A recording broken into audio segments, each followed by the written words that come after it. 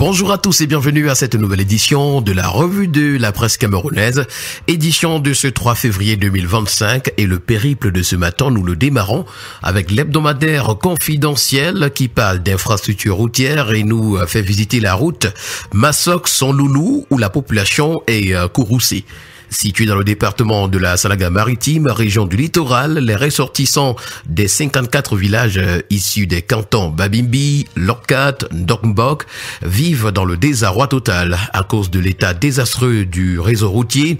Même en saison sèche, ils éprouvent d'énormes difficultés pour se mouvoir sereinement. L'information ce matin est à retrouver en page 6. La nouvelle expression, pour sa part, ce matin, parle de lutte contre les indépendantistes.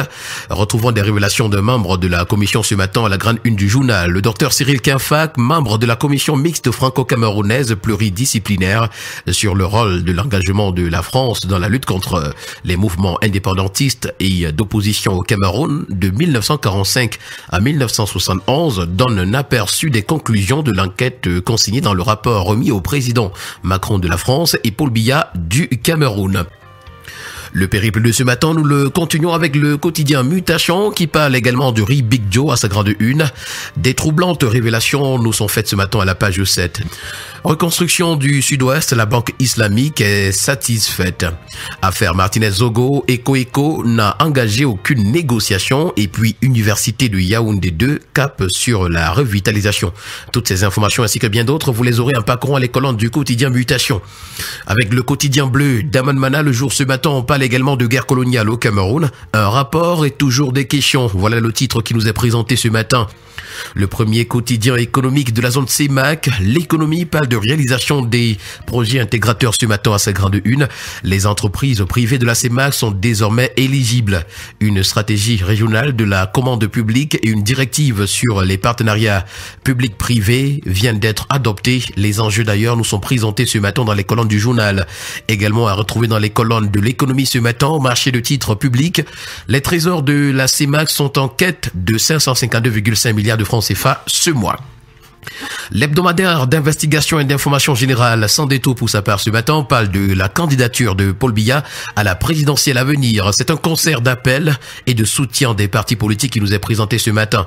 Au terme des audiences accordées à leurs responsables par le ministre de l'administration territoriale pour la Tangandi le 31 janvier dernier, l'UPC, le MDR, le PCRN et le PRAC ont lancé chacun un appel à la candidature de Paul Biya à la prochaine élection présidentielle avant de lui promettre leur soutien indéfectible pour une victoire convaincante à ce scrutin. Ce matin, la tribune des communautés, le journal Intégration revient sur le contentieux historique Cameroun-France. L'aveu de la France, premier pas, nous renseigne le journal. Après des décennies de déni obstiné de la guerre d'indépendance camerounaise par les autorités françaises, la publication de la commission Mémoire constitue un aveu implicite de la France et une victoire pour le peuple camerounais. Cependant, ce rapport ne fait qu'effleurer la formidable résistance du peuple camerounais, nous renseigne donc ce matin des pages 10 à 11, le journal Intégration. Avec le quotidien régional d'information du Nord Cameroun, l'œil du Sahel de Guy Baïgatama, ce matin, on parle de la fête de la jeunesse et ce sont des sous-préfets qui piétinent les directives du MINAT. En savoir davantage, c'est consulter la page 7 du journal. Le quotidien Vert Émergence, pour sa part, parle de campagne électorale et du MRC. Plus de 6 milliards, comment lever les fonds et pourquoi faire? C'est l'interrogation à retrouver en page 5 ce matin. Et s'agissant de l'explosion d'une conduite d'eau en Gousso, l'état d'avancement des travaux de réparation nous est présenté. Le ministre de l'eau et de l'énergie, Gaston Elundou Nsomba, a conduit une délégation vendredi dernier sur le site d'après le journal. On parle également dans les colonnes du quotidien Vert Émergence du cacao ce matin, 5000 francs le kilogramme lors d'une vente groupée. Présidentielle 2025, quand une certaine opposition embrasse Paul Biya et puis FICO, mise sur pied d'un incubateur de développement socio-économique des jeunes. Le tri-hebdomadaire Le Soir, qui parle également de la présidentielle de 2025, nous renseigne que l'UPC, le MDR, le PCRN et le PRAC sont acquis à la cause du candidat du RDPC. Le journal Innovation, pour sa part, s'intéresse également à cette présidentielle de 2025 et nous fait savoir que Kamto a 3 options pour être candidat. Selon la Constitution, Maurice Kamto dispose de 3 possibilités. Primo, se faire investir par le MRC. Secondo, obtenir l'investiture d'un autre parti. Et tertio, ou se lancer en candidature indépendante. L'information est à retrouver ce matin à la page 2. L'affaire PCRN est affichée ce matin à la grande une de l'expression politique. Et c'est Atangadi qui défie Paul Biya d'après le journal.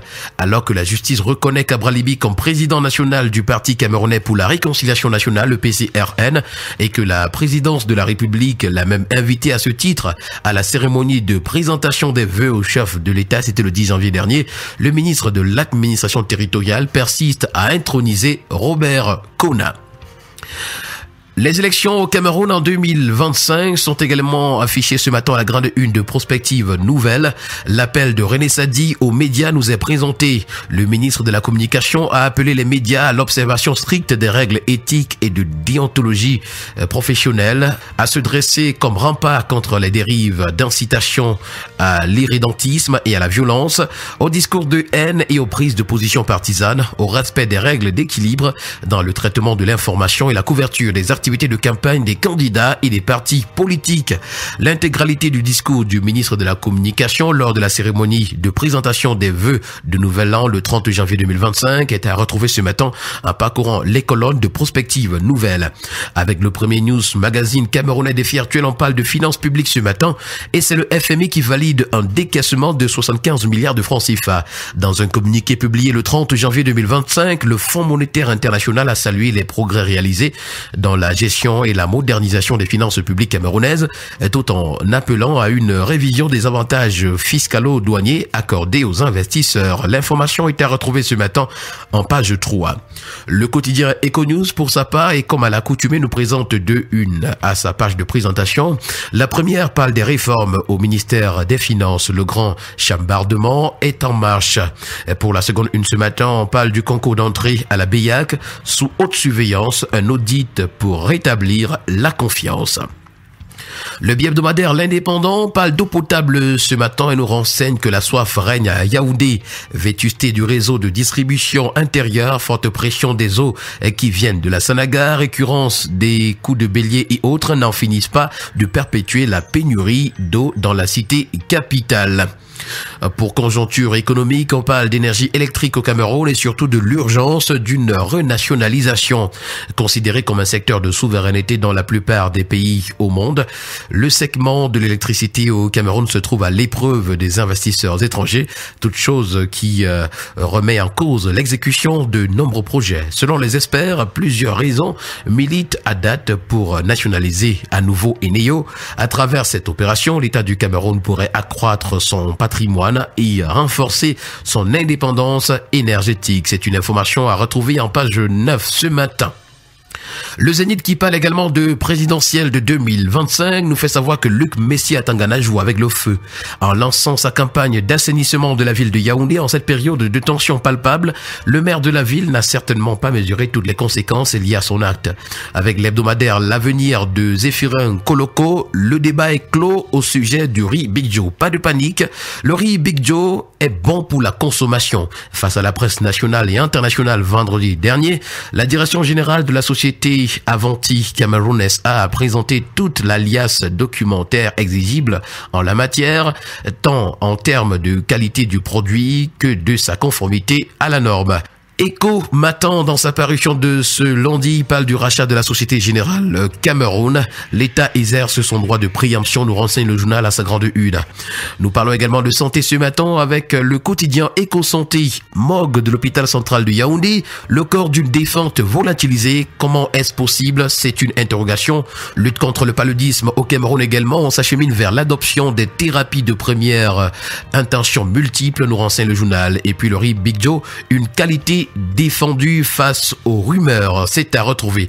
Nous terminons le périple de ce matin avec le journal L'Expression qui s'intéresse également à la présidentielle de 2025 au Cameroun et nous fait savoir que Maurice Kamto est investi par le FDC. Et voilà qui a permis de mettre un terme à cette sortie de la revue de la presse. Merci à vous d'avoir été à l'écoute ce matin et rendez-vous demain pour une nouvelle édition.